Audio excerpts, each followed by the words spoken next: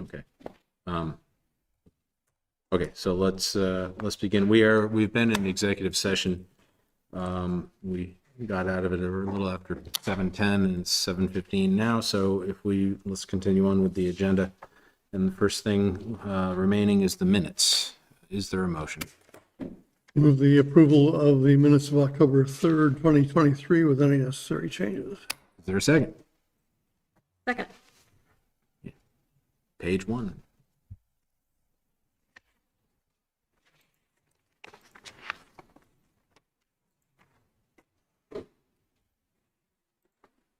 Page 2.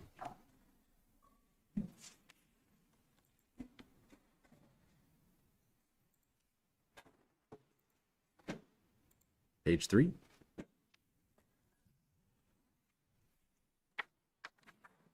Greta, was that the personnel policy amendment? I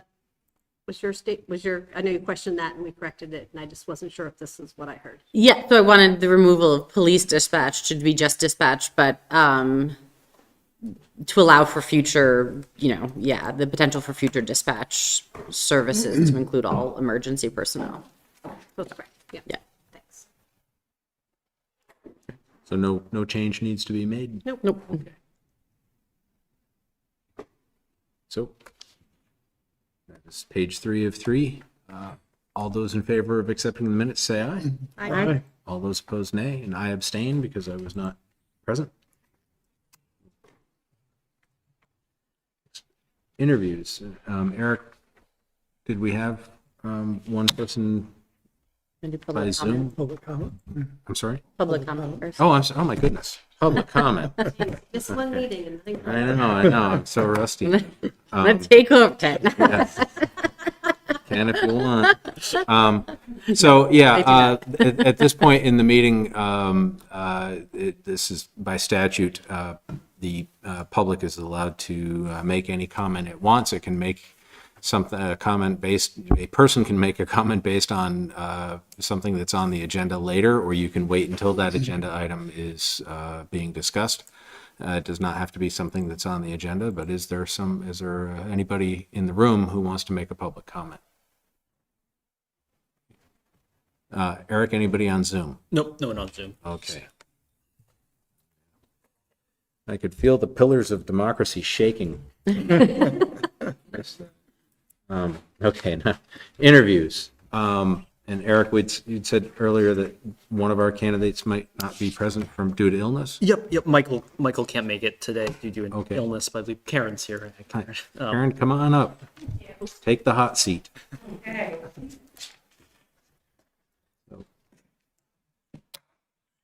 Welcome.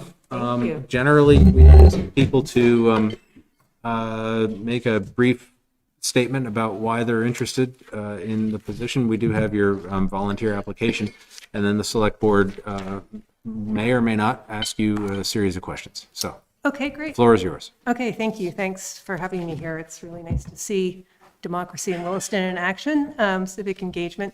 So I moved back to Williston in July. I've been gone from Vermont for 36 years, but I completed my migration and landed back here in Williston. But I've spent a lot of time over the years in Williston. I have family here. So I've been able to witness from a distance just how things work in Williston and how much the town has grown and the different pressures it's faced. But I'm really happy that I landed here after living west for 36 years. I work for a nonprofit environmental organization. I'm a manager of programs on islands around the world. So I manage a project right now in the Dominican Republic. But my organization is based in California. I've been working remotely for almost 10 years now.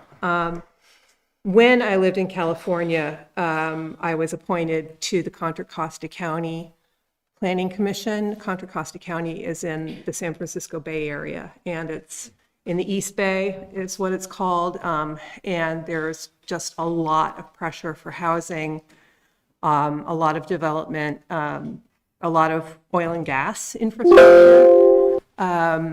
It is a county of over 1 million people. And so I was really really, really happy and honored to be appointed to that commission. I served for 3 years, and then they redistricted the county. So the new commissioner decided to move someone else into the position. But so when I saw that this alternate position came up, I thought this was a great way for me to both apply some of my interests and my experience, and also just dip my toe in Williston and serve in this capacity if I'm lucky enough to be chosen. Questions from the board?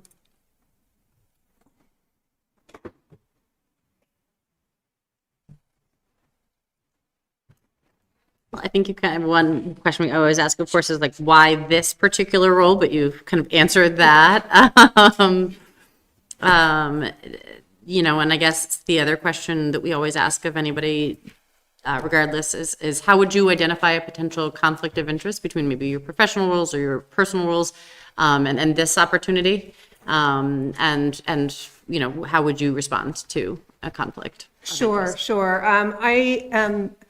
I kind of got pigeonholed a bit on the last commission because I was not a developer. I was not in the oil and gas industry. But I consider myself to be really fair, and just in my professional capacity as well, I have to really be able to identify conflicts of interest because we're providing funding to places all around the world. And I'm definitely very transparent about that. And the other thing I'd like to mention is I do like to do my homework. I feel like I'm a fair and impartial person, but I would also be very quick to identify any kind of like, wow, this really, hits me in a way that's not objective or, yeah. Thank you. How would you sort of think about downsizing your thinking, coming from a million population to Kidney County? Yeah, right. I mean, it's interesting. Yeah. Because when I was kind of going back the Wayback Machine and reminding myself of when I served, since it was some time ago, and it was 10 years ago, Contra Costa County 50 years ago was walnut orchards, and there's beautiful open space there. There's one of the largest non-Sierra mountains in that part of California. That's an open space there. So there's just lots, it's changed so much. It changed so much so quickly. And so, this is a little bit of a mini version, but I don't know. I just think there's a lot of lessons that I learned in that experience, and even like knowing the history of that county and where things kind of derailed and where they went well, in terms of the protection of open space. So yeah, it's very different, but also I'm a Vermonter, so back when they used to birth babies in the hospital in Montpelier, that's where I came from. Thank you. And I'm not super familiar with the commission, so forgive me if this is a dumb question, but I think it's an interesting dilemma we have with having no real county government in Vermont, right? And yet we have this regional planning, of course, thank goodness.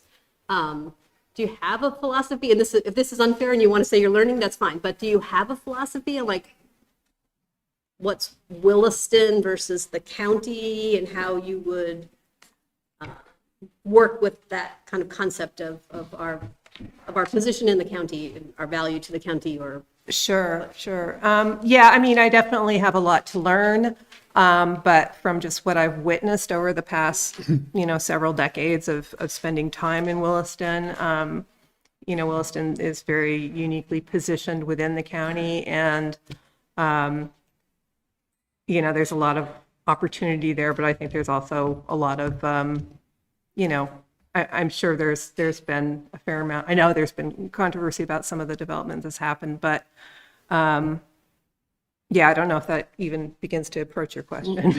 Not really, but well, you didn't come back with this is my philosophy. right. Yeah, no, I'm I'm going to learn my way into it. We'll do I'm it together. definitely. It's definitely a learning curve that I'd be honored to take part in. Thank you. Yeah, thank you, Karen, for applying. How do you feel about the infrastructure in Williston with the potential for so much growth? Right. Well, it's interesting because I was lucky enough to find a place to live, a rental, and it's in the Taft Corners area. And every time I come in, I go, wait, when did this happen? But then there's also the vacancies, some of the vacancies happening in some of the older structures. And I would like to think that people are learning as they go, because, there's been this kind of like Williston was kind of the outlier, right, with the retail stores and all that. So I think it's an interesting time for Williston to look at the history and look at the new opportunities. But I have to say, today I walked down to North Brownell to pick up my car, and there's these beautiful little pockets of nature everywhere in Williston. I mean, even in the Taft Corners area, and I like that the fact that that's obviously still treasured in this community. So yeah, it's an interesting community with and just like the center of of so many things. And it's interesting. I was talking to some young people who the other day who had moved into Burlington. They said, well, really, I think Williston's kind of where it's at. So there is that rumor flying around. So. Yeah, thank you, Karen. Thank you. There is another candidate for the position, but he's not able to be here tonight. So on our agenda is later at the moment when we would make our decision, but that's not going to happen. Okay. So All right. actually, up after you, though, is the Chittenden County Regional Planning Commission update. Yes, I was happy to see that. Yeah. Relevant. Yeah. So anyway, okay. Okay. But thank you very much. Thank you for your time and your consideration. Thank you. So come on up, gentlemen.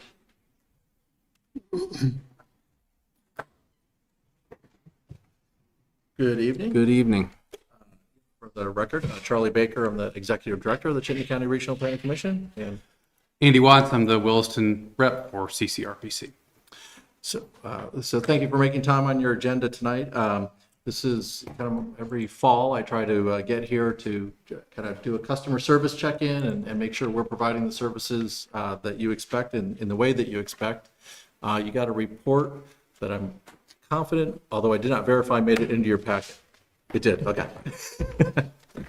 Confidence justified. So I'll just do a quick skim of the report and kind of pause a couple times and see if you have any feedback for us. The first section of the report just kind of gives you some basic background about the Regional Commission, when it was formed, the membership of it, and then also a little bit about how we use your municipal dues to leverage state and federal dollars into the region. And for better or worse, the demands at the RPC have been growing, so the budget has been growing, but the return on your local investment has also been growing. And then thank you to your reps. Andy's been a very active rep, and Bruce and Matt and Aaron and Josh have all been active participants in the different committees, so appreciate that. Thank you. The second section reviews specific things that we did with Williston in FY23. Probably the biggest one of those was the form-based code work. I think I'll belatedly say congratulations. That was a lot of work. Credit to Matt and his team and all that. That was a lot. There's a number of other things that we were working on with you, including affordable housing, looking at a multimodal transportation hub, looking at the Class 1 road study, stormwater work, other technical assistance, and traffic counts. Happy to take any feedback on any of those specific projects, or if you have any. No Did you do anything for anybody else, or were we just? As far as you know, you are the only active project. I heard it's the center of the county. If not Where it's at? It's where it's at, that's right. I think it's pretty close to the geographic center of our county, so we'll go with it. And I think we have really been pretty much able to provide, meet whatever requests any of our municipalities have made. Sometimes we have to maybe push it 6 months or something, but we've typically been able to address all the needs that have been asked, so. But clearly, yours were definitely the most important. And the next section reviews, and you also have probably maybe the longest list of projects in the capital program. And also our transportation improvement program is something that the CCRPC board votes on, mirrors what's in the state's capital program.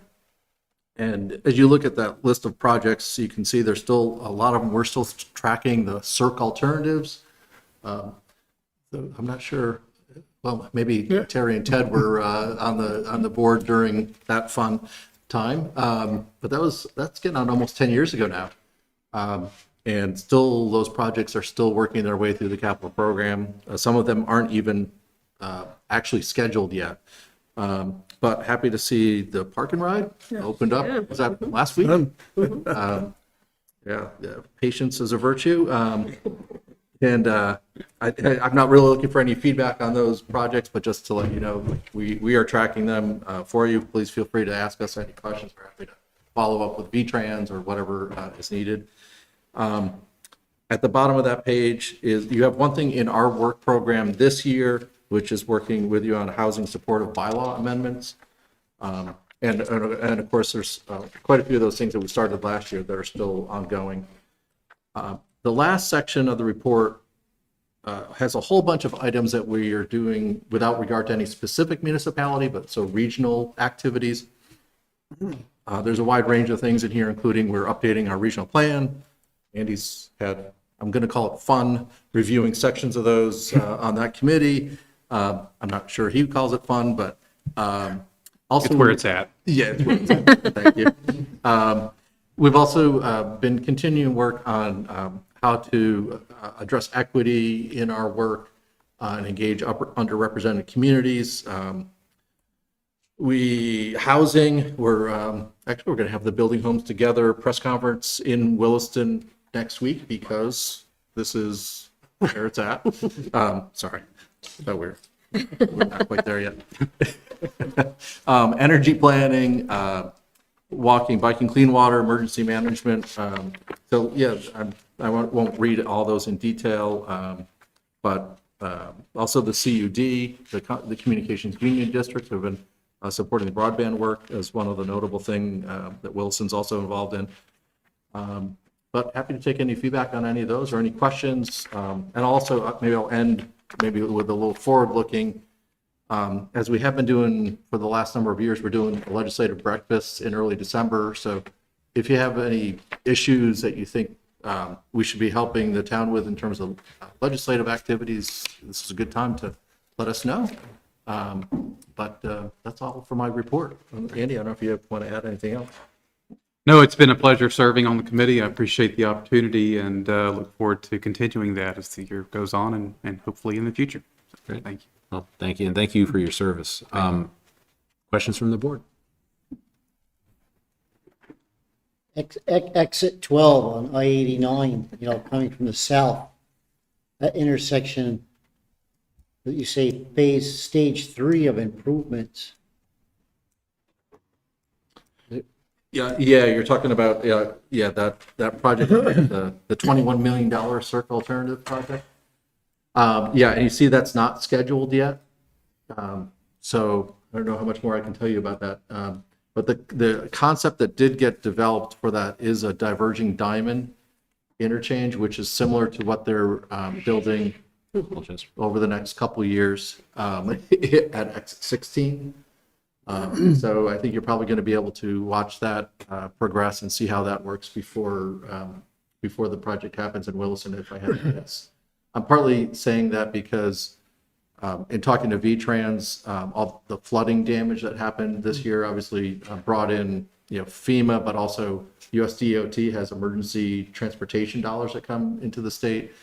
And just the fact that they have those transportation repair projects are probably going to is probably going to push some projects that are in the capital program right now. So I'm not sure. It's a long way of saying, I don't know when that's happening. This seems like a dangerous intersection right here, coming down the hill, cars coming off the interstate, they might slow down. Yeah. You know, we had 2 lanes going right. It would help, I think, if we had, you know, Sunoco had one, the first entrance was entrance only and then an exit only. Little simple things that don't cost anything or very little, Yeah. just little changes. Yeah, I can't remember if they had any access control built into that, but doing the diverging diamond is going to be a real significant change. So if you're interested, I can probably send you a link to a report that shows what that concept looks like. It may have some of those ideas in it. This is, goes along with my, I'm kind of new to this. I'm familiar with the roads, transportation, multi paths. I was surprised to see some things on your list, like diversity and equity and healthcare, maybe? Health equity, yeah. Yeah. So can you just, and I know we're a little bit over time, but just like, how do you see your role in those kind of topics? Why are we, why equity? Or what are you gonna, or what are you gonna do with it? Yeah, so because we have federal funds flowing, there have always been some equity requirements, that actually referred to as Title VI requirements, to make extra efforts to try to engage underrepresented communities. And so that has been a rule for a long time, has been the law. I will say we probably haven't done the best job we could at that. And so we're trying to get better at doing that and, you know, listening to those who don't typically come to public meetings and trying to get some different perspectives, just to make sure, you know, even if we just think about income, like that we're serving low income residents in addition to, you know, middle and upper income residents. And so that's most of what that conversation is about, is just making sure we're serving all members of our community. Okay, so it's not providing a service to, No, we're not a social service agency. no, not that, but even to like the towns where you do provide.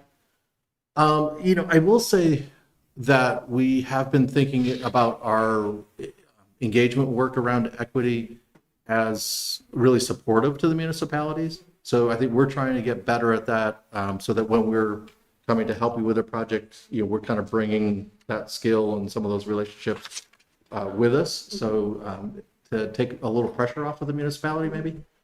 No, I can see that, to bring it as a lens on Yeah. on your other projects as opposed to a standalone Yeah. service to the towns. And or at least learning best practices, you know, as we learn things, you know, we'll be happy to share those. We are looking at having, I'm not sure exactly what we'll call it, but I've been calling it in my head kind of an equity summit early in 2024, I think probably February. And that was just, a number of our municipalities are doing, you know, some things around equity and trying to engage more with their residents. And so I thought it'd be a good time to just kind of share what's happening and learn from each other. So Great. that's kind of where we are now. The health one is kind of came from the health department, but same kind of idea. Other questions? The only comment I would make is the diverging diamond, that I'm not going to hold my breath. Because the park and ride that just opened was originally talked about getting opened behind Skateland. If anybody, most of you don't even know what that was.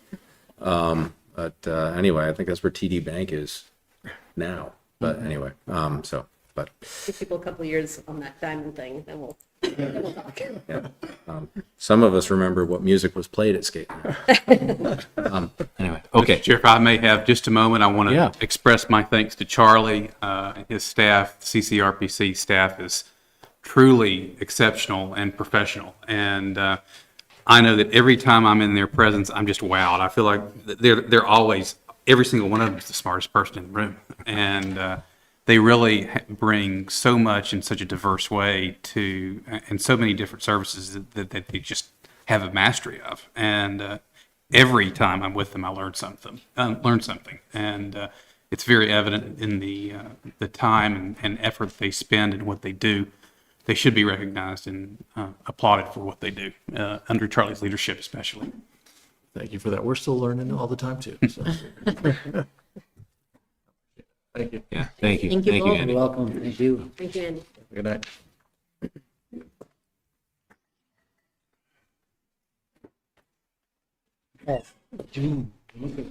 Okay.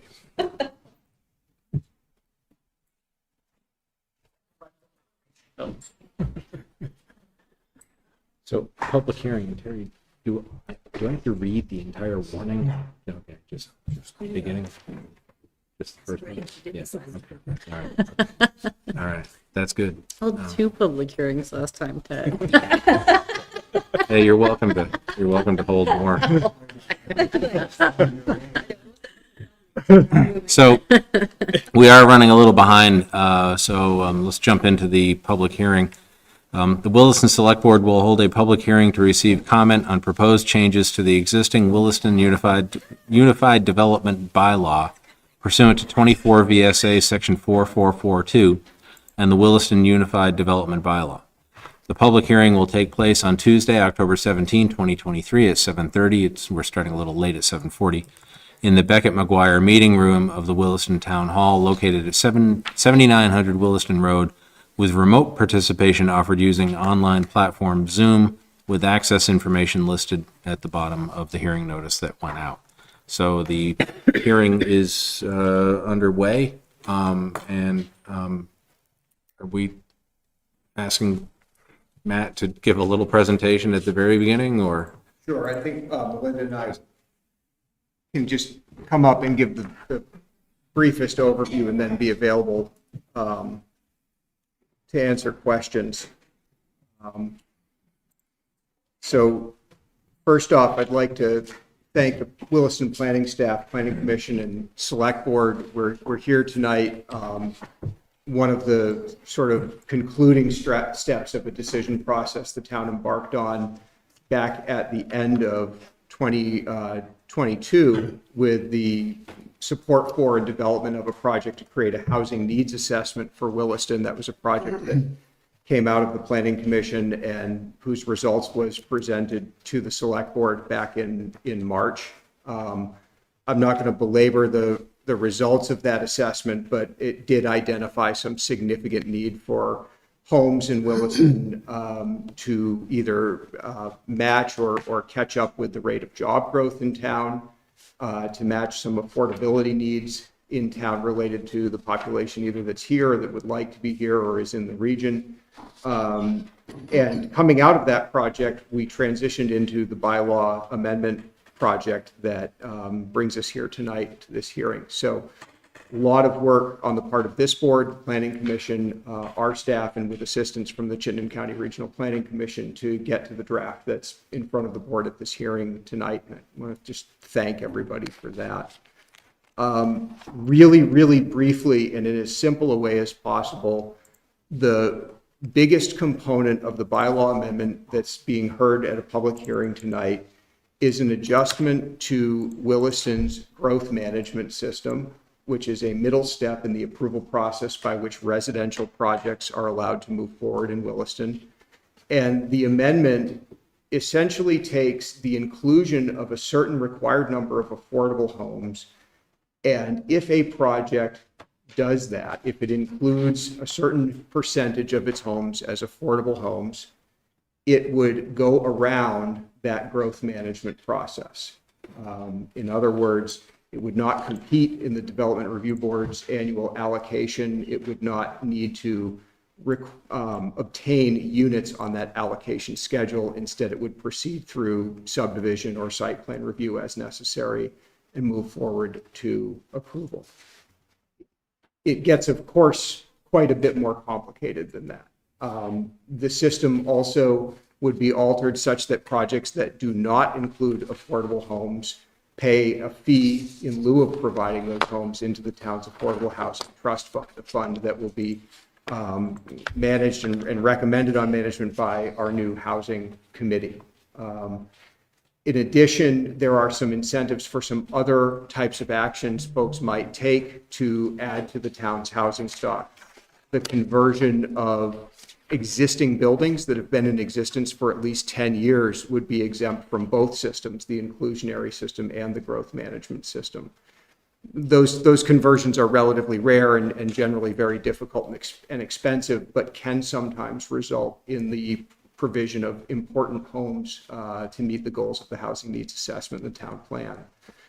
Small projects that are not well disposed to provide an affordable component for homes or fewer would not have to do that, also would not go through that growth management process. Our experience as staff has been that those very, very small projects are just not even remotely competitive in that process. But when they do move forward, they also have a very small impact on the town because they're small projects. So there's a small projects exemption, there's an adaptive reuse exemption. Everything bigger than that, 5 units or more, goes through some version of the inclusionary zoning provisions and must provide an affordable component, or goes through the growth management system. And then we've made some adjustments to that growth management system, particularly the incentives within it, based on the fact that affordable housing is now a path around it. In other words, we've taken the affordable housing incentives out of growth management. You don't score points for that. If you want to do affordable, you take the affordable track. This has the effect of increasing the impact of some of the other incentives in growth management, particularly energy efficiency. Real briefly, there's a few other things that are not related to housing in this bylaw package. We haven't talked about them for a while because they were relatively non-controversial. We've added some provisions for mobile food vendors to make the permit path a little bit more efficient there. Currently, it's essentially site plan review in front of the DRB, like you're building a building to put a hot dog truck in a parking lot. We're making that an allowed accessory use of any non-residential parking lot with administrative review for things like safety and, buffers and checking on water quality issues and other things that come up with those. And then we have 2 provisions that would be enhanced around the provision of accessory sales and services in industrial buildings. Some of you were probably on the select board the last time we did this, thinking about folks who manufacture particularly food and beverage and want to be able to offer those things for sale at their location. The square footage limit indoors has been proposed for an increase up to 50% of the indoor space, up to 5,000 square feet. And the provision to allow for a small outdoor seating area is proposed to be increased from a 500-foot deck to a 1,500-foot deck or patio outdoors. So you can think this originally came up when Burlington Beer ran a tap room in Williston.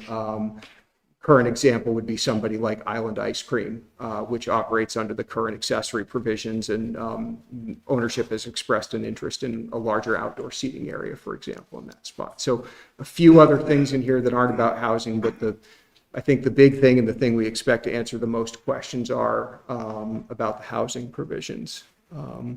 Lastly, I think we informed the board, but make sure you do know that we did hold a informational session for the public on this last week on October 12th. We did have a handful of attendees for that, spent about an hour and 40 minutes doing that. And I believe the board has been provided with the updated FAQ memo in your packet, which just goes over the basics of the bylaw amendment proposal in a question and answer format. I'll stop there and happy to take any clarifying questions before we get out of the way and make room for testimony. Melinda, do you have anything to add? You don't have to. Sorry, I ran right through it. The only thing I would add is that there was a change made in Chapter 19 related to density provisions. And that would provide a density bonus to projects that include 30% or greater of affordable homes. And that would be applied to the residential zoning district and all other zoning districts except for the ARZD. And then also a provision that adaptive reuse developments that create residential uses from commercial or industrial building would basically would not be considered, would not be consider it as residential and would not be subject to density provision. These changes from the markup that we reviewed? No. Oh, they're included. This is Yeah, all I was just a gonna say. review of what you've got. The only change from what was reviewed prior by the select board is there is no reference to kennels or chickens in this draft. Those provisions have been removed from consideration. I don't know when it's appropriate, but was there, now or later, was there anything come up on the Thursday night hearing that we should know about? Sure, and I think you might hear some of that testimony tonight. Okay. We heard comments related to folks who had observed the need for all forms of homes in Williston. We had some curious questions from some folks who are either embroiled in or likely to be embroiled in our development approval process in the near future. And, you know, some testimony I expect you to hear again tonight that this change adds cost to the development of market rate homes. And I think it's fair to simply acknowledge that and state it. Someone who pursues a entirely market rate, non-inclusionary project incurs the cost of paying in lieu. And that FAQ provides a sort of a couple of examples of what that fee might look like on a large project. A 60 market rate home project would pay a fee in lieu totaling $365,000 into the Affordable Housing Trust Fund. So there's real money there. Is it enough money to make up the difference between the unbuilt affordable home and the constructed market home? Absolutely not. We talked a lot at our informational session about just what is affordable anyway, and I printed out our VHFA tables, so can give you that answer down to the bedroom and the unit type and within the correct statistical area and all that. And the other thing about adding cost is that obviously if you ask somebody to include an affordable home that they will have to sell for less than they could get for it on the open market and may very well have to sell for less than it costs them to build it. Anybody who's in the business of building homes is going to be looking to make up for that expense somewhere, likely in the price of the market rate homes that are part of the project. So there is a trade-off there. Your market rate homes may get more expensive, but you may get some homes that are more affordable that you wouldn't see at all otherwise. That's the way these provisions tend to work. I think you've all been working extremely hard on coming up with, you know, this plan that you have.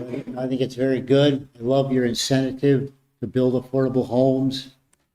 You know, with the accessory dwelling units, the existing buildings converting to, you know, residential. I think that's really good. Sometimes what I feel about the inclusionary zoning is that I feel that the new town growth plan that you're working on now, that's public based, whereas this inclusionary zoning is planning commission based. It's not the public that's putting input into this. You know, when you say if they have to build, you know, a lot of things, but you say that it's gonna, if they have to build homes that are affordable in a development, they're gonna have to raise the price of the homes that they're building. Well, none of these are entry-level homes that they're building. I don't think anybody could afford a first home of $700,000 or $800,000. Certainly not very many of us. So whether it's $750,000 or $800,000, I don't think it's really that much. And the penalty is not enough to offset, you know, $350,000 penalty, put in 100 homes. They're never going to care. They're not going to care about that. They're just going to raise the price of the homes that much anyhow.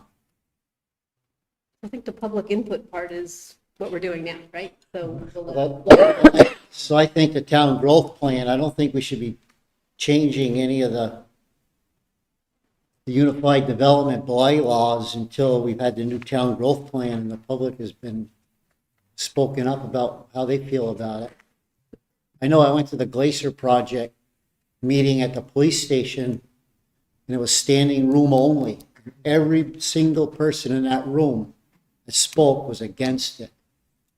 I didn't hear one person that spoke up said they wanted it. And will we have time to talk as a board after the public hearing? Yeah, that's Just the move idea. on to the public So, hearing, and then we could, I mean, you have good points, just that's a board deliberation. Yeah, just what- let the public talk, I think. Yep. Yep, so if there are other questions from the board for staff, otherwise I'd like to open it up to public comment and hear from the public that is here. So, okay. Yeah, so if anybody wants to speak, if you can come up to the microphone, the standing microphone, and if you can identify yourself and tell us what you think. Or not.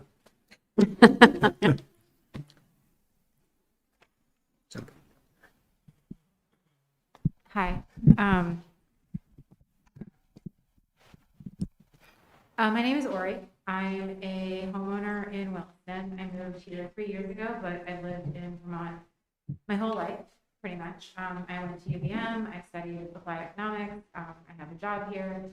I think everyone knows the affordability issues, right?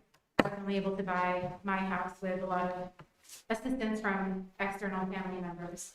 And I was very lucky to be able to do that. And so I guess my question about the fee, or my concern really, is that it's a one-time fee, $365,000 for a 60-house project, not very much. It builds maybe one home, right? So that's less than 10% of that project, right? And also it's a one-time fee, whereas the issue of affordable housing is an issue in perpetuity, right? You end up having this issue where, like, if the project includes no affordable housing, that housing continues to be unaffordable, right? And the fee is one-time fee. So I guess I'm concerned, I understand that, like, you don't want to deter too much development. But a lot of times, we say, something, a law that is a fine just becomes legal for people who can afford it, right? It's just a problem of really answering the problem of affordability. So I guess that's my concern. Thank you. Thank you. Other questions, comments, or input? Yes, my name is Chris Snyder, and I'm from Snyder Homes, and thank you all for your time tonight, and thank you for all the participation and focus that the town has placed on affordable housing. First off, I am from Snyder Homes, and obviously have built many homes here in Williston and in other municipalities, and I think first and foremost, what we do is provide housing for homeowners within Vermont, and that we really do support all types of housing, including affordable housing. I think that's really important, and I would think that most of the other home builders within and developers within the area also are concerned about providing all types of housing. So I think it's important that we notice that. Overall, I do believe that we do need to be careful about increasing the cost of housing across all types of housing types. And with this proposed change, it's really just another fee, whether it's granted, you would get an exception in terms of growth management, but it is just another fee. And the town needs to be careful, because right now there are substantial fees associated with water, sewer, recreational fees, recreation impact fees, and traffic impact fees. And so this is just going to become another fee that's going to go on to the cost of each house that gets constructed.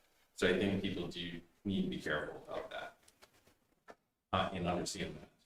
The other piece that I think is working, and I think that it takes a number of years for changes within the growth management process here in the town of Williston, is that, 5-6 years ago, there were some changes that there were units allocated within the growth management process that were defined and allowed for within different areas within the town, that you were able to get growth management at a faster rate.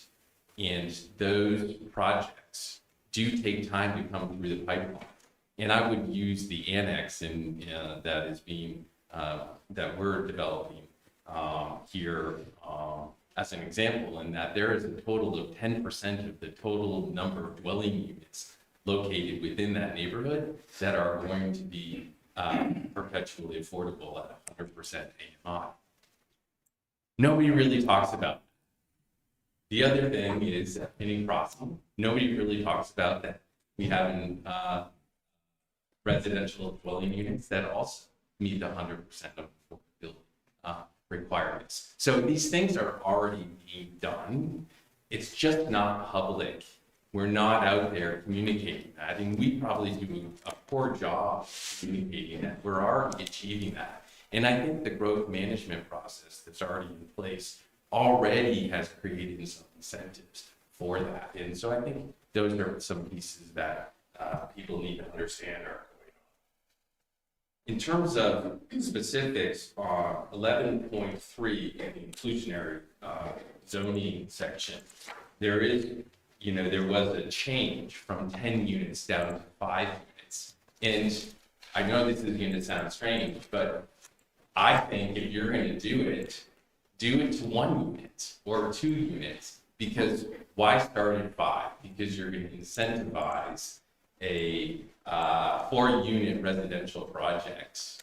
And I would argue that Act 250 had a 10-unit rules and regulations about when it kicks in. And there are a lot of 9 home site projects built around all communities. And so if we're trying to say everybody's going to participate in this thing, why not make it just everybody rather than incentivizing smaller projects? We certainly want to see more density in where density should be and focus on. So those were just my couple of comments. Bylaw. So, Thank you. Thank you, that was good information. I think there's no microphone equity here. Short people. I'm Debbie Ingram. I live on South Road. Looking forward to serving on the Housing Committee, which will start meeting next week. This is an issue that I've followed quite a lot in my job and in my community service. And I very much support the bylaws changes. I think what it will do is give the town another set of tools in our toolkit to try to continue to make our housing more affordable. It's going to take a lot of different kinds of practices and incentives and requirements to get where we want to be, and it's not going to happen overnight. But this is one very important tool. I've watched for many years the inclusionary zoning, the effective inclusionary zoning in Burlington. And this, I know, is modeled on that original ordinance that they had, but they've also made changes as they've seen what has happened in practice, because you can't always predict exactly what's going to happen, but they have made changes. And I know that our planning staff has looked carefully at that and made those same kinds of adjustments. And I think that a lot of the provisions in this, the amount of the in lieu of fees, the requirement of permanent affordability for the percentage that is built, a lot of different things are, I think, geared towards what works well, what we've seen work in Burlington, and what hasn't worked in Burlington. So I'm excited that this is a really important tool that the House Committee and the Select Board can use to make our housing more affordable. It is going to take a lot of work, but this is something that I think is very important, and I applaud the planning staff for the good work that they've done on helping create this bylaw. Thank you. Thank you, Debbie. Other comments? People in the room?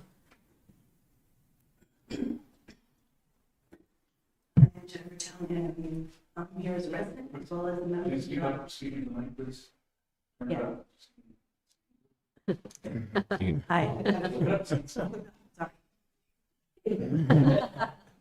Can't hear, can't talk. I'm Jennifer Townley, and I'm here as a resident, 30-year resident of Williston, as well as member of the Developmental Disabilities Housing Initiative. And I first of all would like to thank not only the town staff, who was put in 2 years, I swear, of hours, investment, time, and contribution, as well as the Planning Commission and the Select Board on the work that's gone on. I think affordable housing is critical, and the needs need to be met, not just for those at 100% of AMI, but also for subsidized housing. And I know we had the opportunity to advocate in the past, but want you to know that I personally, as well as many of the Developmental Disabilities Housing Initiative parents within Williston, support these bylaw changes so that our adult children with developmental disabilities can continue to live in the community where they grew up, where the community knows them, and where they will have a place to call home long after we're gone. So thank you again, and we hope that these bylaws will be approved at this. Thank you. Thank you. Thank you. Other comments or information? No. Eric, is there anybody on Zoom? A couple folks are watching. Put something in the chat a little while ago, but folks watching on Zoom, if you'd like to speak during the public hearing, just raise your hand or let me know in the chat here. I think we might be winding down, so let me know.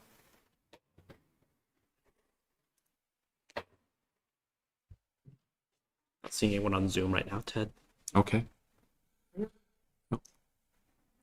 Hello. Hi, I'm Shayla Livingston. I'm a co-chair of the Planning Commission, and I've spoken to you all about this before, so I won't go on and on, but I do just want to really emphasize the amount of input we have received from the public and the amount of support and interest and frustration around housing accessibility and affordable housing that we have heard. This is in alignment with the community needs assessment that the housing needs assessment that you all funded, and that we reviewed and received. It is in alignment with the input we've received on multiple projects that didn't have affordable housing, that the public was really frustrated that we didn't include in those projects. So this is a response to a lot of outreach and a lot of input from people in Williston looking for this type of work. It's a start. It is not an end. And it's not perfect. We will have to make adjustments most likely in the future, and we will have to monitor it. And one of the really great things about Williston is the staff and is the incredible amount of attention we are giving to this type of issue. And so there's not, I don't think, a way to make it absolutely perfect. I think some of the questions and concerns around, is the fee enough? Is the fee too much? Is it going to incent too much housing, not enough housing? Those are really important questions, and they're not ones that we can answer today with a crystal ball. This is our best stab at it based on the best information that we have from our surrounding communities. And I really want to encourage you to consider the amount of thought that went into trying to balance the two perspectives that you heard here tonight of this is going to increase the cost of housing, this is going to increase sort of some of the barriers, and this isn't enough, you didn't go far enough, we need to do more to make housing affordable. I think there is value in trying to hit this middle road, and I think we hit that middle road in the proposal that's before you, so I really encourage you to move forward. Thank you. Thank you. Thank you, Shayla. Got a Zoom comment. Okay. Janet, I see your hand raised. I'm going to connect you to talk. Just a moment.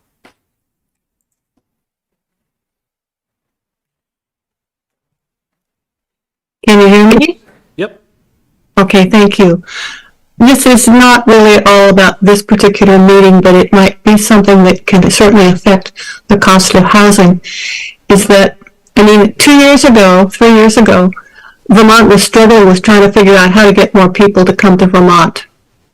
And then with COVID, everybody in the country wants to move into Vermont with their higher wages jobs. And so all of a sudden, houses here are so much more expensive.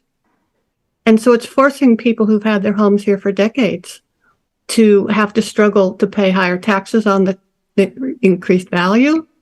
And for at the same time, the cost of downsizing for people who don't want to live in their larger home and, they can't afford it. One thing that was done I remember, in a very expensive part of California, where they changed the tax laws. And one of them was that if people had their home, this was like in the 80s or 90s, that their increase in taxes would never go up more than 3% a year, as long as they owned that house and lived in it. Or is there a way we can even backtrack this by 2 or 3 years? And if people have lived in a home or lived in Vermont for so many years, there's just different tax laws. If people are coming in and all of a sudden the realtors are jacking prices up to encourage, suddenly getting to have all this income, it destroys the economy for everybody. And so is there any way that we don't have to just have it be the cost of the house that's driving what is paid, but who's buying it? And how long maybe they have to live in Vermont 10 or 15, 20 years before they, get some advantage, or their prices are higher, or people who've been here for so long, don't have to pay the higher rates. I don't know. It's just a whole different angle of looking at not just how are we going to manage to have affordable housing when everything else stays the same. I mean, the same rules are still in effect that always drive prices up. It's more of a structural, from a different level issue that still might be able to be something we can do as a town or as a state. Thank you. Thank you. Thank you, Janet. Eric, anybody else? Nope, I don't see anyone else online. Okay. If there's nobody left on Zoom and everybody in the room has had their say, the chair would be looking for a motion to close the public hearing. Move to close the public hearing on amendments to the town's Unified Development Bylaw. Is there a second? Second. Further discussion on the motion? All those in favor say aye. Aye. All those opposed, nay. The public hearing is closed. So now discussion about the amendment. What is the board's thought? I have a question before we jump to that. Could, Matt, last time, or Melinda, last time we had a conversation about how if this did open the floodgates, which I think we are all saying won't happen, that there's still a sewage allocation to deal with. So could you just explain to me the relationship between this allocation and the sewage allocation? Sure. So they're related in that there's a town plan goal to keep the two things related, because sewer treatment capacity is sort of the most hard line limiting factor to all kinds of growth in Williston. It's something the town and the select board pays attention to every single year during the attachment A to the sewer allocation ordinance process. Anybody who receives a development approval from the Development Review Board or myself, if there's something they can do administratively, cannot move forward with that approval and obtain a permit to actually go do work until they have purchased the necessary wastewater treatment capacity to serve that new development from the town. There's a little piece of paper that comes to myself, the Public Works Director, ultimately needs to be signed by the town manager, and then comes back to me before we can issue that permit. So every year, the select board, through the attachment A process, adopts essentially a sewer budget and says, of what we have available in total for treatment capacity for the town, we will make this much available to new development in the coming fiscal year.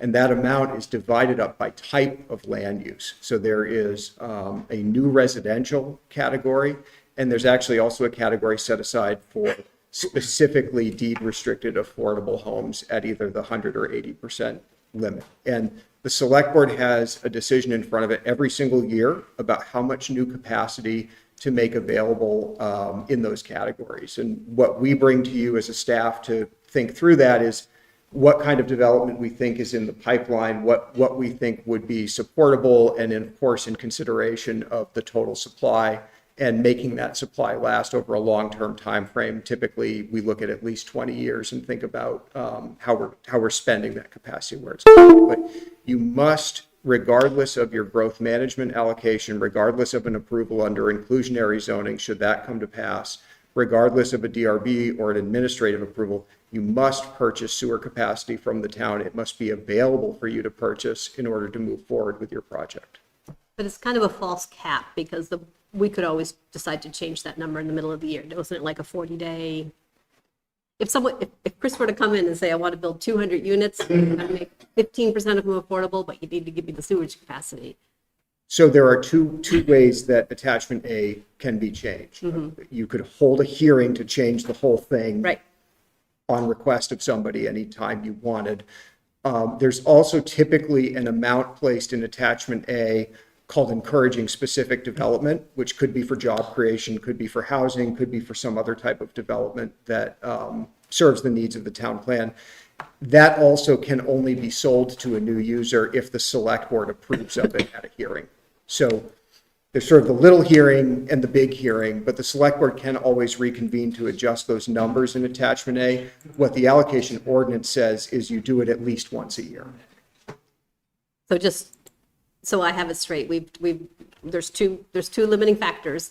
We're talking about one bylaw change today. We also have the sewage allocation, which is within the, I assume that if we got really nervous and decided that we couldn't, we would say, no, thank you for the affordable housing. It's too many houses at once, and we're not going to give you the sewage allocation because we've run out.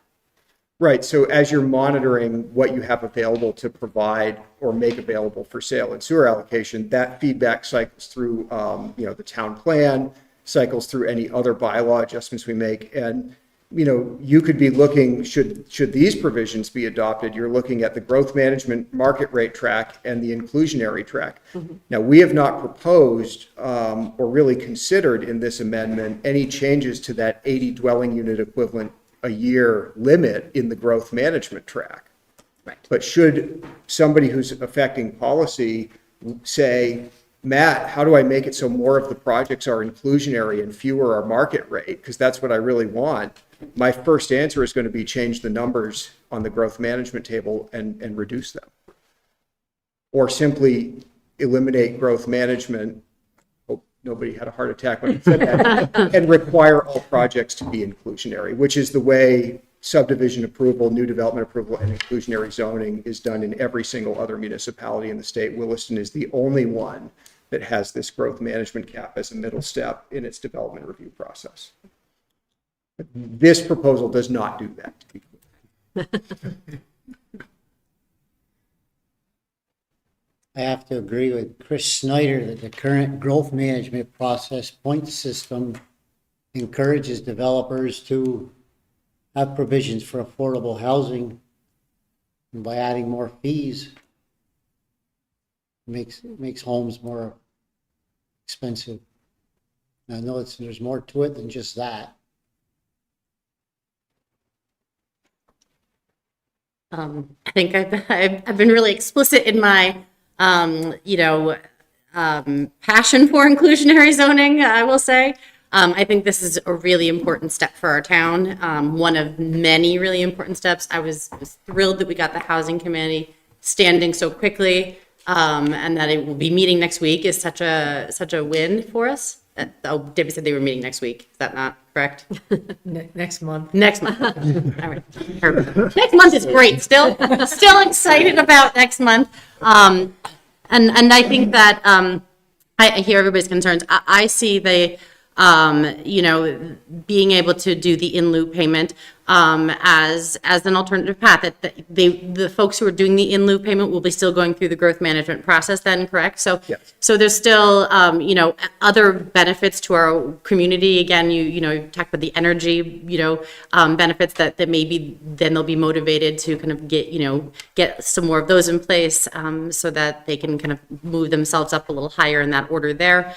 I think that's really great and accomplishes some of our other townwide goals. But, if someone chooses to do that in lieu payment, it does allow us to maybe have some more flexible money for the housing committee to do things like to support our adult residents with, disabilities or long-term medical needs, things like that. And so, I think that while I'm sure over time we will need to make changes to this, as everyone's kind of said, this is an important step, and I do think that we need to act quickly. We know that housing is at a crisis point in this town, in this state, in this country, and so we need to do things that are right now. We need to move right now, and we can make changes as needed. But yeah, as I said, I think this is a really important step for us in this moment. Any other comments or observations from the board? Ted, I had one omission when I gave my introduction, and I wanted to make it clear. I started by talking about why are we here and why are we considering this at all, and I jumped right into, we were doing all of these other bylaw amendments, and folks were asking, when are you going to do affordable housing? We did the needs assessment, et cetera. But the real reason we're here is because there's an objective in Chapter 5 of the town plan that says, consider inclusionary zoning as a tool to create more affordable homes in Williston. And I just wanted to be clear that the currently adopted comprehensive plan that Williston is operating under has an objective specifically calling out this as a tool to consider. So I just want to be clear about that. Great. Thank you. Yeah, I think my take is that, Shayla, I think that your comment, it's a tool. It's just another tool in our toolbox. It's not going to be this is not going to get us all the affordable housing we need. It's going to be something in the right direction. I do agree that I was kind of surprised that the fee was quite so small, but my understanding is that making it higher can just also kind of bring all building to a halt, and that's not what we want either. So I know that's a tricky balancing point. I appreciate reaching out to the other communities to see what's working, what's not working, and trying to find a middle road. I think as a town, we need to move forward without, we need to move forward. So I'm in favor.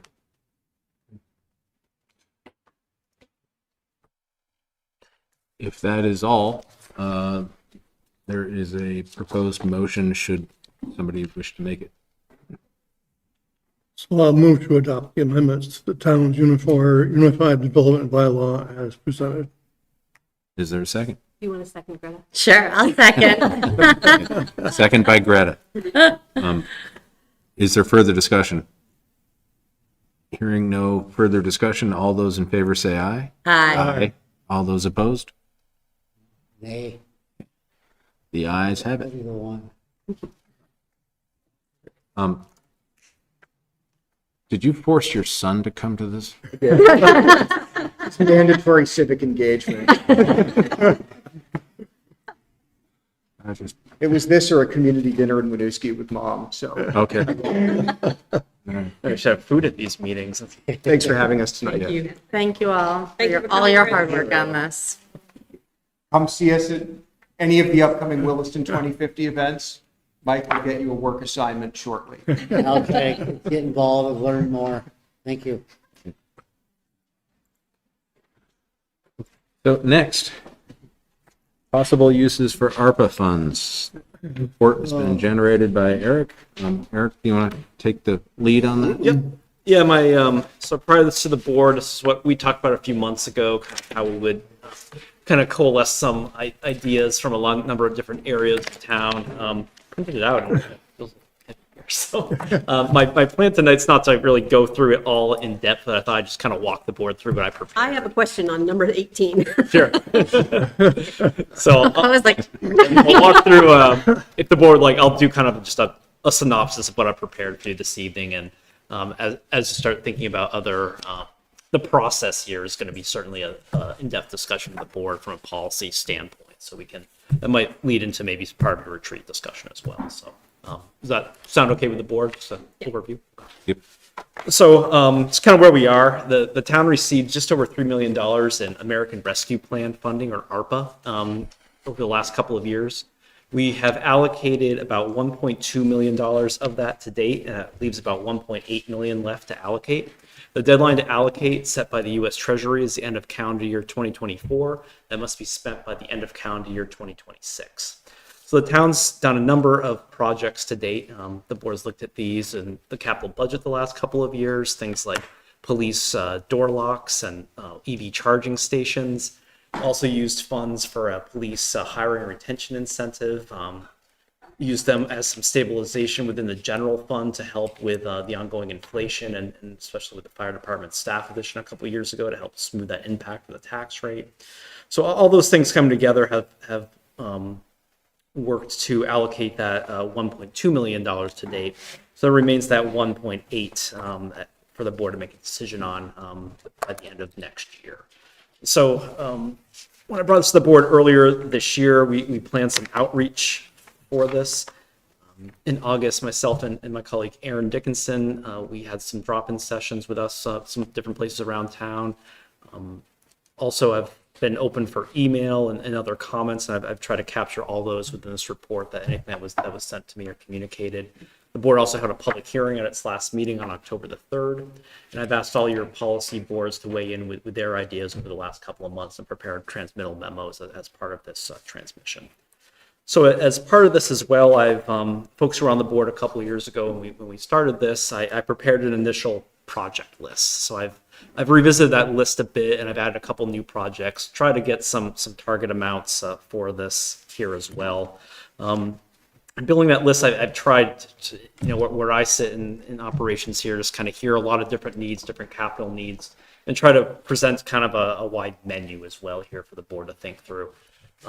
I think this, this report spends the money multiple times over. That's where the hard part's going to be. This is not every possible idea as well. So part of this is for the select board to think about any ideas of what might be missing. If there's other ideas that board members have, certainly through this process is your opportunity to think through and raise those ideas as a board and ultimately make some funding decisions.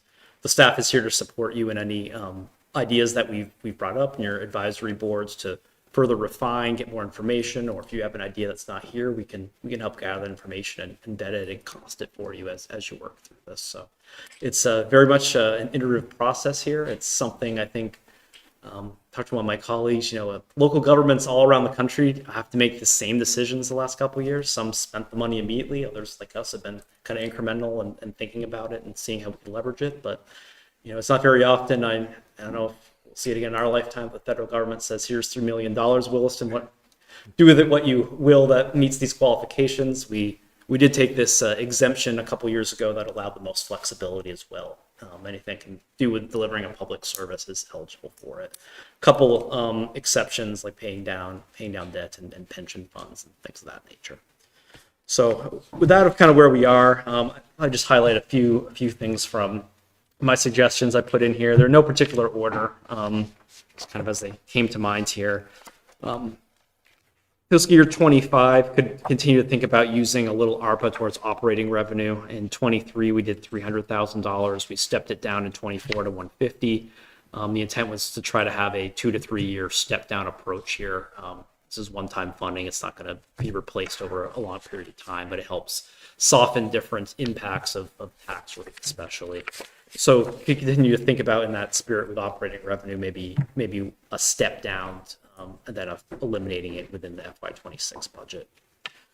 You'll hold your special meeting next week on October 30th for the Community Spaces project, as the steering committee working with consultant Black River Design has worked for the community center scoping and library assessment report.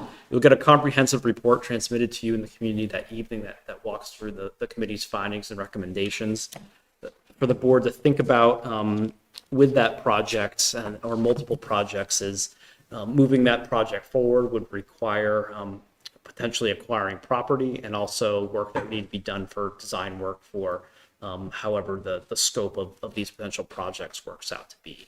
So there would need to be some money.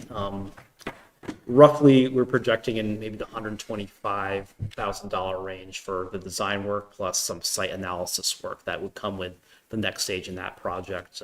Certainly going to be a big topic for the board to think about in the coming months. But as you think about ARPA, to keep that on your radar with that project. And certainly to move that project to a construction phase, it's likely going to need a multi-tiered approach for the town to think about, primarily some bonded debts and seeing what other opportunities might be out there. But there's different stages to this. It's a multiple year potential timeline, but you'll have a meeting devoted to that topic initially next week, and I'm sure many discussions to come off of that project as well. There are a number of improvements and upgrades to buildings and infrastructure. We've mentioned this, the Old Brick Church fire suppression system and then a fire alarm system in the annex. We have money, ARPA money right now that's being used to design that fire suppression system for the Brick Church. And anticipate in the next month or so, we'll have an idea what that construction estimate is going to be. So that's something potentially to think about here. The board will also be discussing the Verizon proposal in the coming months as well, and think about that revenue stream. Just flagging that as other items of this possible project with paying for it. We'll have the Trader Lane project as worked through with the approved MOU with Taft Corners Associates and working through with Trudell Engineering right now to come up with a good construction estimate for that project. We should have that delivered to us by, I believe the end of the year is our deadline, sometime in December. So that will really give us a sense of what we have today, what we're anticipating of getting in a prepayment of impact fees, and then if there exists some type of gap that we need to address there, we'll have the full information at that point. So that's something to have on the radar as coming. Jump around here a little bit. The parking lot improvements. Our parking lots and some needs some love back there. It's been talked about for years. Part of ARPA money is being used to design that right now. The engineering firm should be wrapping that up in the next month or so. It would likely add somewhere between 15 and 20 parking spaces, lighting, laying EV conduit to create us to electrify our fleet over time, and also to hopefully allow for some EV charging for the public and staff, building that infrastructure in, tying that into the police station for that conduit. So that will certainly add cost to the project. I'll have the estimate on that coming to the board as well as we do the capital budget coming up. But there's also a village designation grant I'm encouraging to work with staff on to apply for that might be able to help pick up part of that project. Those grant applications are available in 2 weeks. Trying to think of different funding opportunities, but ARPA becomes something that's there that we may be able to leverage against some other opportunities moving forward. Public Works, so when we first had ARPA, Bruce was able to spend it, I think, about 5 times in his project list of what he presented to me. We've reviewed that over the last week, and we've brought some things through our different enterprise funds as well, water and sewer projects. Certainly, hydrant upgrades, radio read systems, Governor Chittenden Road water line that's been kind of planned for a number of years. Number of upgrades at pump stations as well, as long as in addition to stormwater infrastructure for our phosphorus control plant project. Part of the board's thought here is about general fund versus enterprise fund dollars, and how do you want to approach ARPA with that question as well. Can I interject one second and just ask if Bruce would be willing to prioritize in terms of need, okay, there's, these pump stations are all 3 of these pump stations need something, but which one is the one that needs it now? So if we're thinking of potentially allocating money, it'd be helpful to specify towards this pump station, if that, was what we wanted to do, or this particular project, what are the ones that are really imperative that get done sooner rather than later? Sure. Yeah, I'm sure you'll be able to. Yeah, I figured he's got a list of that. Preventative maintenance is so much cheaper than emergency maintenance. Mm-hmm. Then the next one's a big one. The board had a presentation on this a couple of years ago. We have with our radio communication systems for public safety, we have service challenges, especially in the southern part of town. It's been a long time goal for the town to put a higher communications tower in place to help alleviate that with some additional telecommunications components. Originally, the town owed land on the top of Nob Hill. We thought that was the site. FAA said no, it's in the flight path. So we found what we think is the next best option and likely the only other site to consider, at the end of Old Creamery Road on Route 2A with a Vermont Electric Co-op property. The town entered into a 40-year lease on that property with then renewals options for 10 years last summer. The next phase to potentially move this project forward, it would be a 199-foot tower on that site, is going through the Public Utilities Commission process. Speaking with our town attorney that assists with these, it's recommended there will certainly be some legal and professional services cost with the PUC process. It could likely be a multi-month process depending on how the project progresses. Likely need some expert witness testimony for different criteria that is required by the PUC to be met. So an estimate is about $50,000 for those professional services. My thought is for the town to think about prior to potentially asking residents to approve a bond for this tower or allocating ARPA money for this is knowing that it can be permitted on the site and having that question answered first. So that's the progression in this, and the thought is to get that question answered before then thinking about how we're going to potentially fund that infrastructure moving ahead. This is cellular. Emergency radios. Right? Radios that the fire and police department and public works to some extent use. So it's not cellular. Not cellular. And then another thing, as we're working through the capital budget right now, we're finding the cost of equipment the last couple of years, especially with inflation, has gone up. We have sinking funds where we take the life of the asset, its expected, the price of it, its expected useful life, and try to project trade-in values. So we put a little money away each year of its useful life. So then when it's time to replace it, the goal is to have cash to pay for it at that point. We've had those reserves built up to kind of have that progression, but the last couple of years we've had to use those for various items. So they are not at a level right now for next year's purchases. There's a gap that's going to exist. One I'll flag is Public Works tandem dump trucks with plows. We have 8 trucks. They have a 7-year life. Every 7 years we replace 2 trucks. FY25 is that year. So we're looking at potentially replacing 2 dump trucks and also seeing a gap from what was in the sinking fund to pay for those trucks. So to make up that gap, ARPA might be an option to infuse some of that, and then we can adjust based on inflation the last few years what's going to go in for moving ahead for those trucks moving forward. So that might be a short term to help meet those capital needs. Thinking about ARPA there. I'll probably get through a couple of these rather quickly, but let's spend a couple minutes on this. Public safety capital needs future planning as well, and possibly considering an impact fee study. This has to go with our public safety facilities.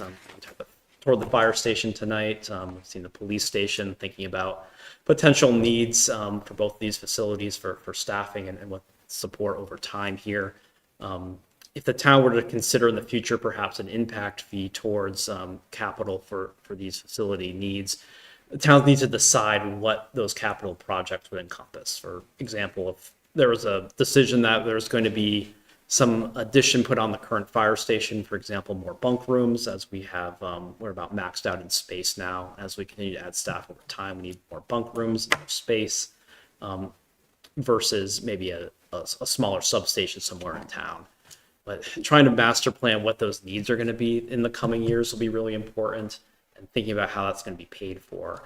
So before I would ask the board to consider an impact fee study, I think the town needs to decide kind of what direction it might go with that capital infrastructure. And that ties into, with the fire department, a community-based strategic plan.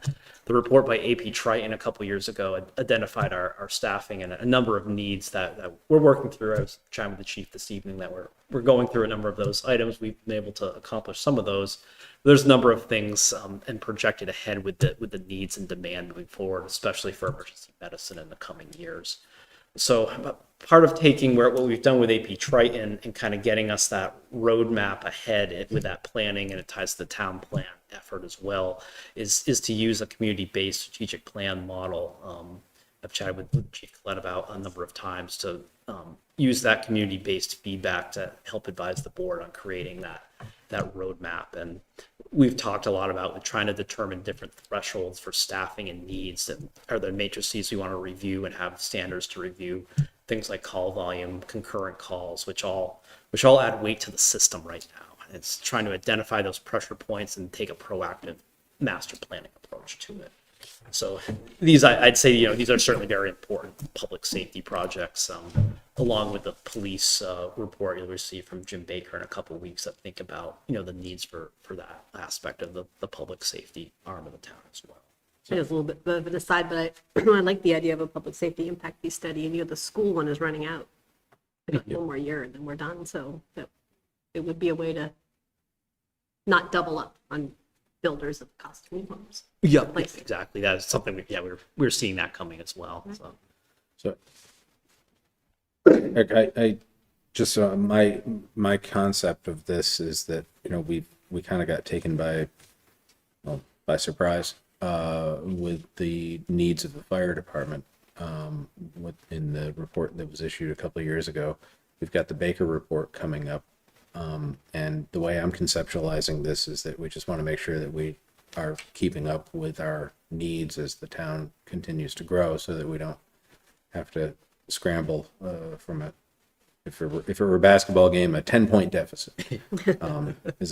Conceptually, is that correct? Yeah, exactly. Trying to take that more proactive governance approach as trying to mitigate the reactive aspects. There will likely always be some degree of reactive aspects we have to look at, but if we can come to some really data-driven decision-making on, from an operational standpoint, and that has to be backed up by infrastructure and capital to support it.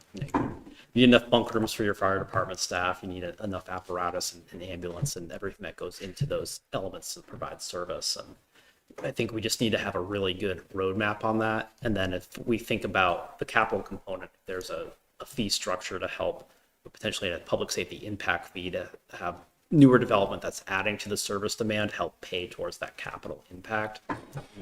For some examples are if there was, say, a bond for some type of facility, the impact fee being levied could help make that bond payment each year. Some towns have approached it that way. There's a number of different approaches to think through and hybrid approaches as well.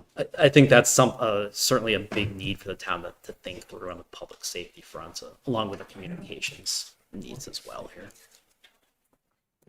I feel as the town grows, all of these needs, they affect the affordability. Large property tax increases to meet them all. Well, in theory, if you're building, you're increasing your grand list, which should absorb some of that. The question is, are you in balance? Right. But if there's schools involved, needs Maybe. more and more food shelf needs, more and more sidewalks, more and more, it all adds up. I'll brief on the last couple here. We'll get a report on our microtransit pilot coming up. The cliff notes are it's viable. It'll probably be a good use in town, but I think the operating costs are $500,000 at least from what the report said. Good thing about a pilot project, maybe running it over a month to 6 weeks using ARPA money to leverage some partners to, really get that on the ground in the community and see what the community use is like, what we can learn from it. And it's likely a regional partnership model might need to be explored there, but it can help answer some of those on the ground questions by getting something in action. On our energy efficiency front, we've built in the capital plan last year a building lighting replacement project to put LEDs in all our buildings, the fire and the police station. That's, those lights get a lot of use with 24-hour staffing in there. We've got some price quotes for those two buildings in the annex, and that's been in the capital plan last year. So that's kind of an energy efficiency project that is scoped and ready for some funding or partial funding to move that forward. With recreation, a robot to line the fields. It's when Todd first brought this to me, I said, but as I talked to them more about it, that staff spends a lot of time manually lining fields and putting paint down, and this robot will do it all based on a GPS. It will save staff time. It will save paint efficiency, and it's something that's innovative to help with delivering services through this means or through some capital planning for features like this. Permanent story walk at the library. And that concludes kind of the high level review of some things I flagged, and you'll see there's a number of things from your policy advisory committees. I certainly support, there's a lot of good ideas in there too. I didn't want to replicate a lot of their efforts.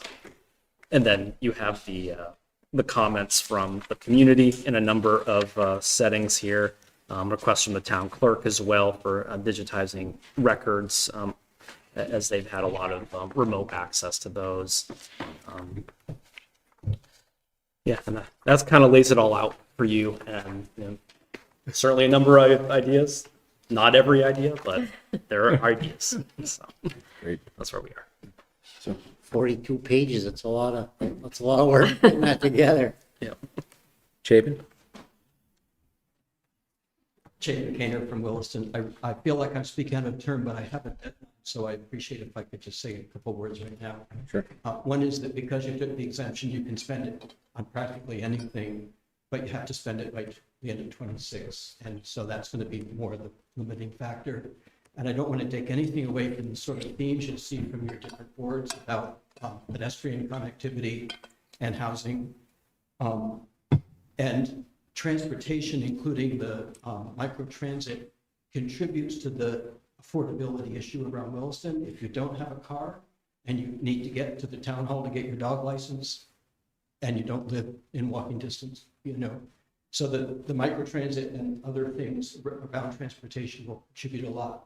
But I gave input to Eric at one of his listening things. And by the way, I've read the entire report from Eric. So many good ideas in there, and the way Eric's presenting things, really good planning ideas. I just want to add a little bit of color to two of those things, which is about solar over the parking lot that's going to be improved. That's been recommended by your planning commission the last 3 years when we reviewed the capital plan to try to make the capital plan more in tune with the goal in the town plan, was getting more energy production. And that was an opportunity that we the planning commissioner too, that we brought to you 3 times. So I just want to say there was some background to adding solar to that project.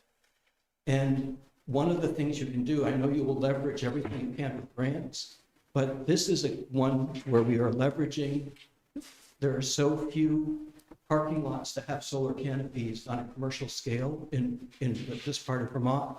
There's one behind the Unitarian Universalist Church at the head of Church Street. There's some behind the Echo Center.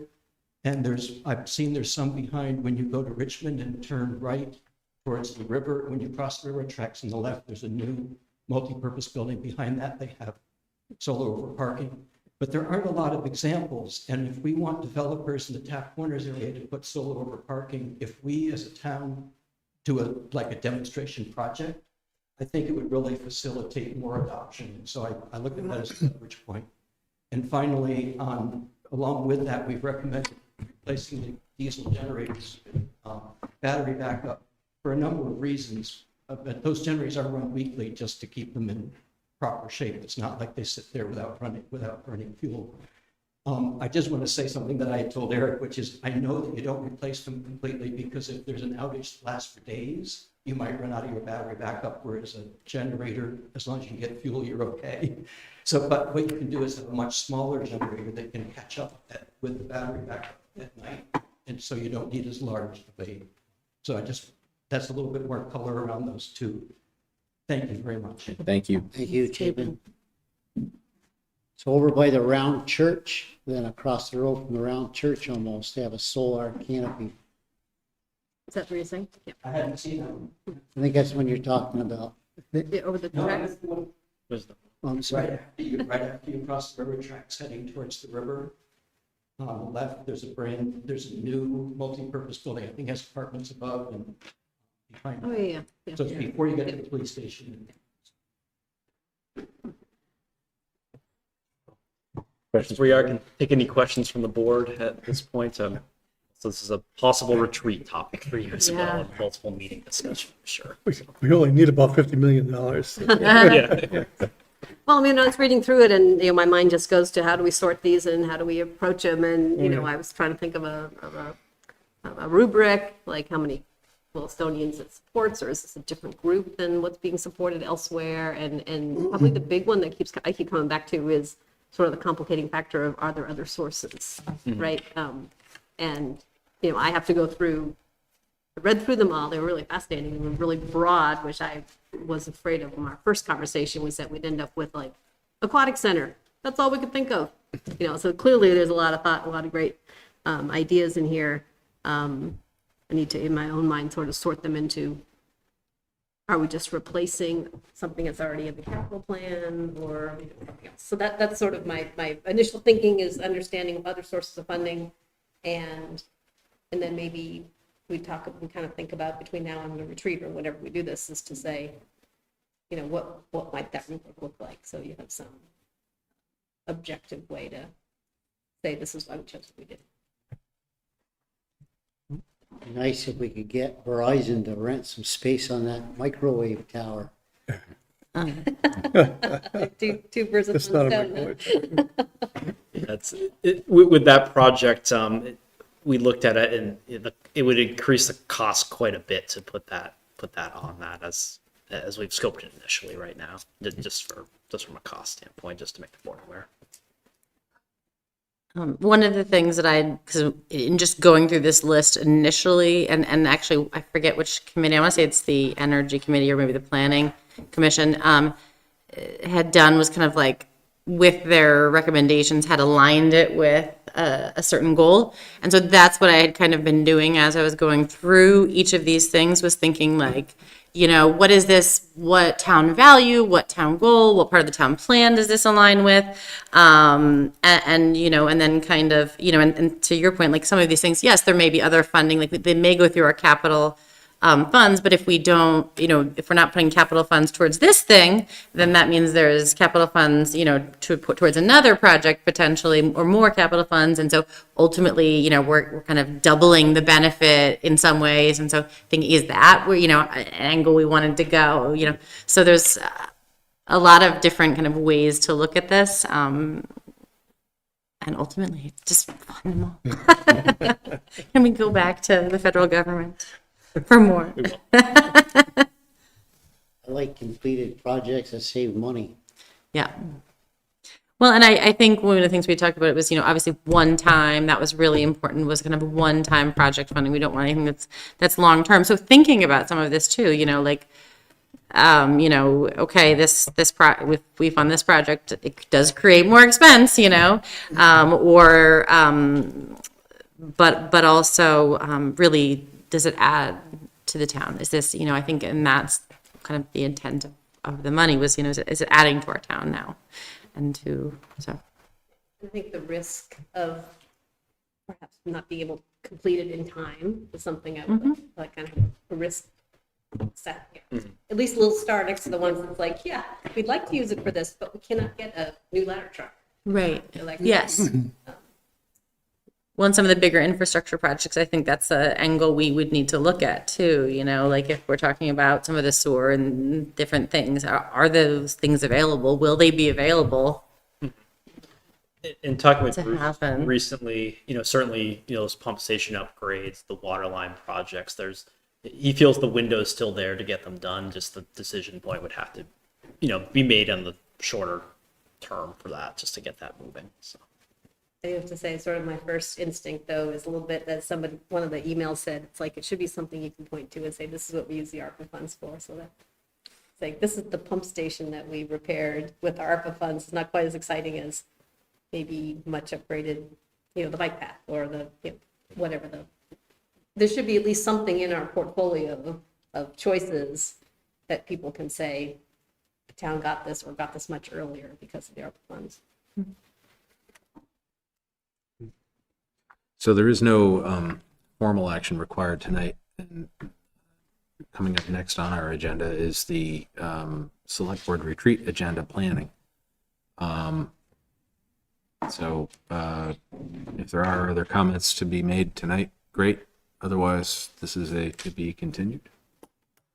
Just timing wise, I mean, like when do we there's a lot of these things that are like, well, we need to get through the community forum. We need to, not going to commit money to the budget until I know if we need it in the budget. So like, what, Eric, do you have sort of a timeline in your head when you'd like? Yeah, I tried to structure this so all those were kind of teed up and on the table for the select board at once to be thinking about. So getting you the transmittal of the community center and library assessment report, you'll get a transmitted draft capital and operating budget in early December. You'll go through that process. So we'll have some of these outstanding numbers for engineering that will be completed by then as well.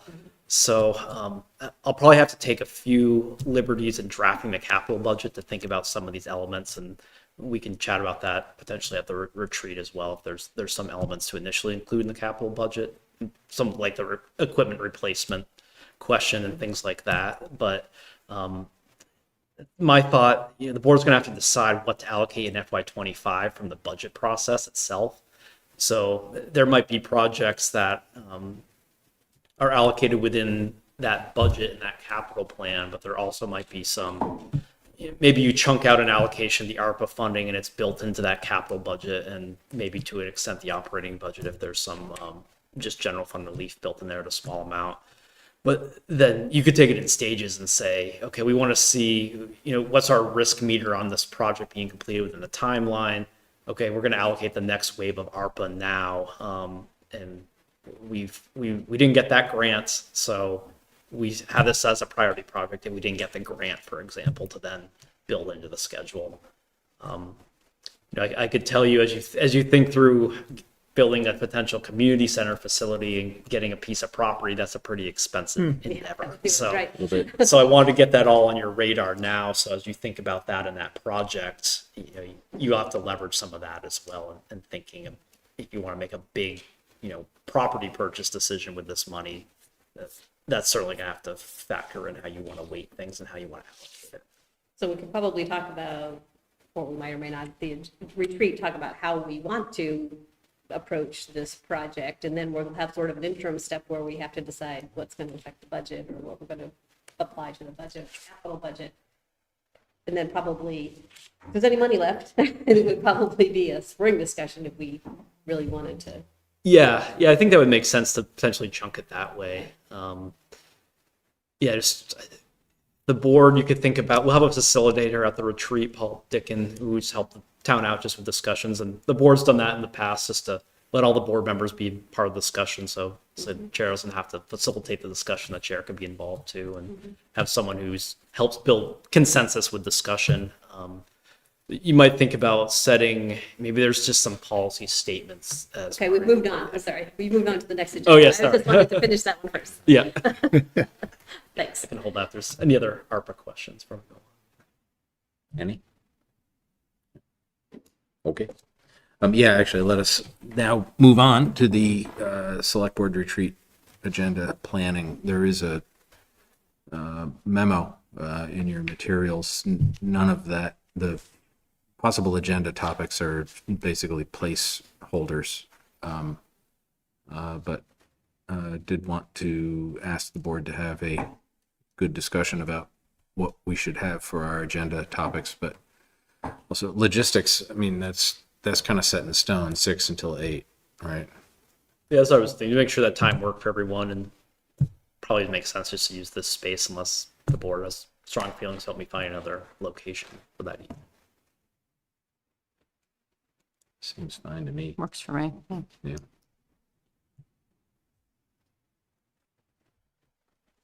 Okay. So I've laid out some possible agenda topics. I chatted with Ted about as well. Typically the board has covered maybe 1 to 2 topics in the retreat. We've brought in sometimes a training, like last year we devoted to an equity and policy making training. That was the primary topic of the retreat. So I think we looked at economic development. We had Dominic Cloud visit from St. Albans to kind of share their story a couple of years ago. So there's a lot of different ways the board can go with it. You certainly have some big policy discussions coming up, so it kind of gives you potential breakout work time on some of this with maybe having a facilitator play a role in helping you work through some of those discussions to the extent you want to use the facilitator. But really, it's your retreat and your time, so looking for your your deliberation and discussion about how you'd like to spend your time, and staff can support that in whatever way the board wants that evening to be.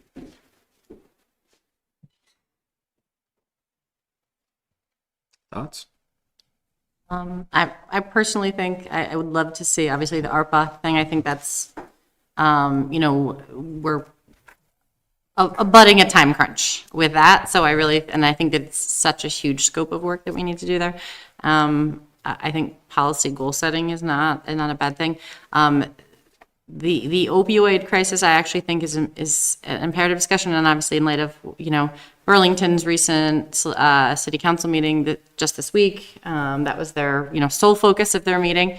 I think it's something that impacts all of our communities around us, but I would love to see it in a broader select board meeting.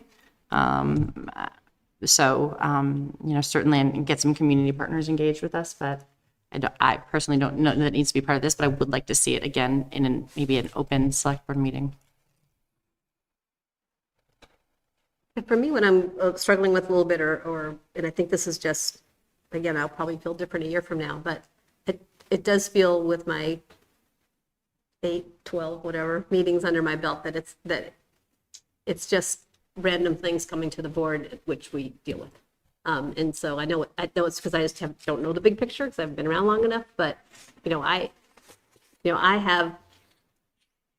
have a wish or a goal or reason I'm serving is to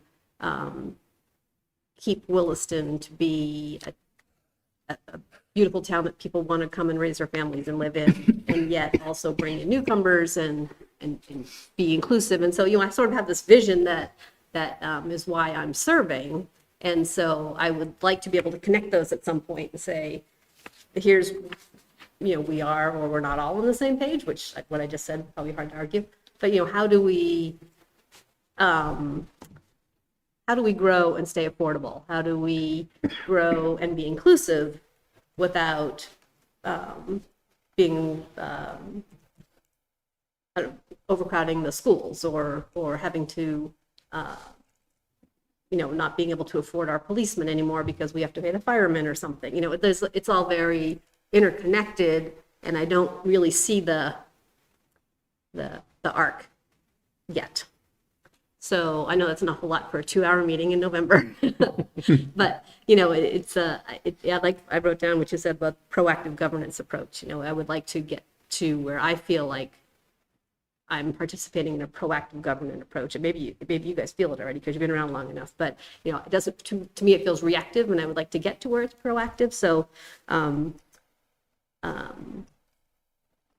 like the just to talk about the public safety strategy. That would be like a really strong proactive goal. Like can we over time get to there or something? That's the kind of thing that I'm interested in. Maybe that's just a discussion that we have at the retreat about how we would go about either getting there or making me and Mike feel like we're there. But that's that. I would like to get to being a proactive board. If that makes any sense. I think it makes a lot of sense. I think we all agree on a lot. I think we all agree on a lot of things. We just have a few little disagreements on a few things, How to get there sometimes. Yeah. We all kind of think we all want the best for Williston. How we get there is right. But I think it's important that we all understand how much we agree on everything, too. Not just disagree. Yeah. So proactive board, what would that look like as an agenda item? Well, we could talk about, we could just put it under board goals. I mean, what is the goal to, check boxes or to move the town forward? Just sort of a discussion about what we mean when we say what would be the board's goals for the upcoming year. I don't, like I said, I don't really expect us to solve that in 2 hours, but it would be an interesting conversation when we haven't been in session for 4 hours already. Yep. My preference would be to do the second one there, the ARPA Funds policy goals, and work towards the decision-making model.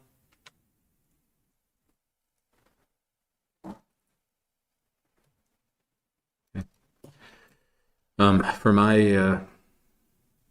my perspective, I think policy goal setting and ARPA funds, if we could cover those too, perhaps we could get within the policy goal setting part. And this might be too much, so I'd be curious what people think about it. But equity and inclusion within that, and what we can do about I'm sorry, getting progress in that on that front, and then basically how proactive, trying to be more proactive as a board. I want to say though, I do think we are proactive. I think that we are, one of the natures of a democracy is that it's deliberative and it's slow and everybody's pulling in different directions, and that's okay. It's but like the thing that we did tonight with the zoning, I think that's I'm not, and we can talk about this more in another forum, but I'm not quite sure what we could do to be more proactive about that. We could have taken action sooner. No, I'm just saying, like in that situation, this is where I'm trying to say that it may just be that I haven't been here long enough, but rather than the committees bringing the stuff to the board and us saying, okay, where did the select board say to the committees, this is the direction that we want to go as a town? And I wasn't there for that, just part of it. Yep. So that would help me understand sort of the arc of things that come to us, as opposed to boards coming up with direction they think the town should go and bringing it to us. It would be I would like to see it a little more. Okay. Yep. I guess. Okay, I get it. So, okay. I hadn't really thought through where we go from here in this conversation. We could either, well, I think ARPA is a definite. Is that right? Mm-hmm. Okay. And then after that, we did a policy goal setting with basically some of these other issues as part of it. Would that satisfy the board? And it's okay if you say no. But, okay. Okay. Guess we'll do that. And I just, for the record, there's not going to be any food or refreshments at this thing. Am I right about that? If you'd like there to be, I can make it happen. Well, I'm not sure. Fireman ought to bring us some cookies. Yeah. Those brownies smell good. Right before I first got on the select board, I remember reading in the Williston Observer that the select board had a retreat and they were dining on gourmet sandwiches. That was the word that the reporter used. Gourmet sandwiches. Wow, with gourmet mayonnaise and gourmet ketchup and whatever else. Peanut butter. We had some decent dinners, but they were not gourmet. So, I don't know. Let's talk about that. But okay. So does that We fulfill only have everybody's? 2 hours. I don't think I want to take time to. Okay, so if that takes care of that agenda item, that would mean that we skip over appointments and move on to the manager's report. Let's highlight a couple things quickly from my written report. We were able to celebrate some great staff milestones recently. Our Sergeant Brian Claffey and Dispatch Supervisor Deb Chamberlain celebrated 25 years of service to the Williston Police Department. And thank Shirley and her team for working with Ashley and our police department and putting on that lunch for everybody to recognize that service. That's I was thinking about it, a quarter century, and where I was 25 years ago, I think I was in elementary school.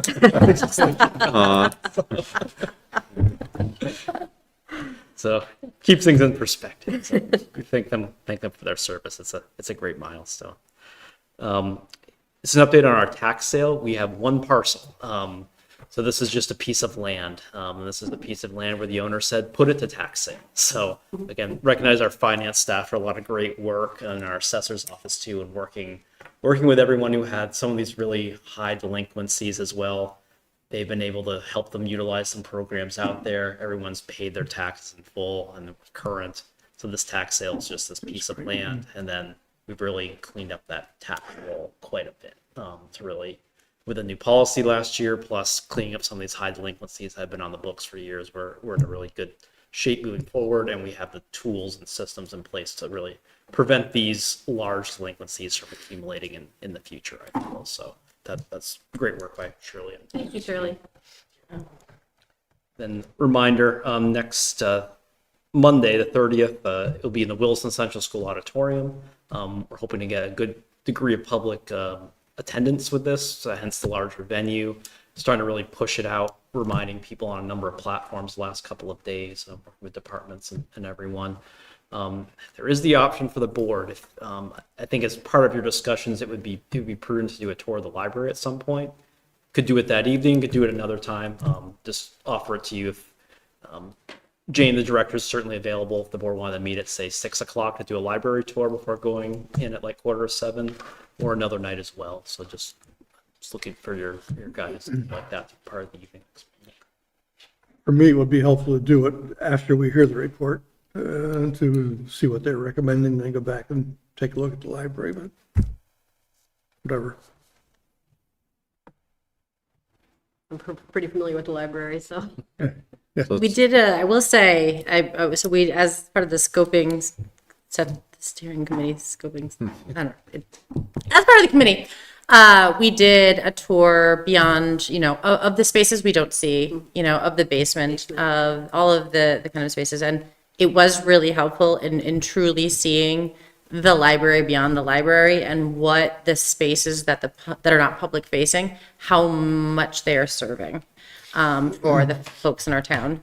And so I do think it's, whether it's before or after, I do think that is a really beneficial tour. Yeah, the basement is interesting. Basement is, yes. I didn't even know there was a basement. Yes. Oh, yeah. It is packed to the gills. So after. Yeah, we can just schedule that after then. Sure. And I'm continuing to try different community outreach things. I made an Instagram for Williston Town Manager, so I just posting things on that in my professional role here. So people are following me on it, so we'll see where it goes. I'm really big on a lot of the social media stuff, so I'm learning and talking to people about it. But want to make sure we reach people in many different ways. So. Geez, to somebody who was in elementary school 25 years ago, you should be better. Yeah.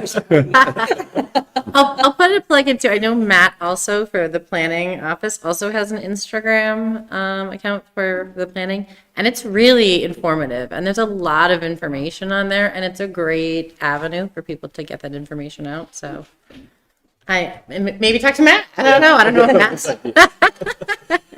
Yeah, with a lot of this, thinking about, we put things in the paper and trying to do some more outreach in the Observer and other things, and just that using more social media platforms as a medium, just trying to connect with people. I went to the park and Ryan took pictures and, hey, it's open, and some people saw it through there, I think. So I'm going to try those things out and just want to make sure we reach everybody in different ways here. And that's all I have for the board this evening. Great. Other business? Permits or anything? No permits. Okay. Final thoughts on agenda items from this meeting?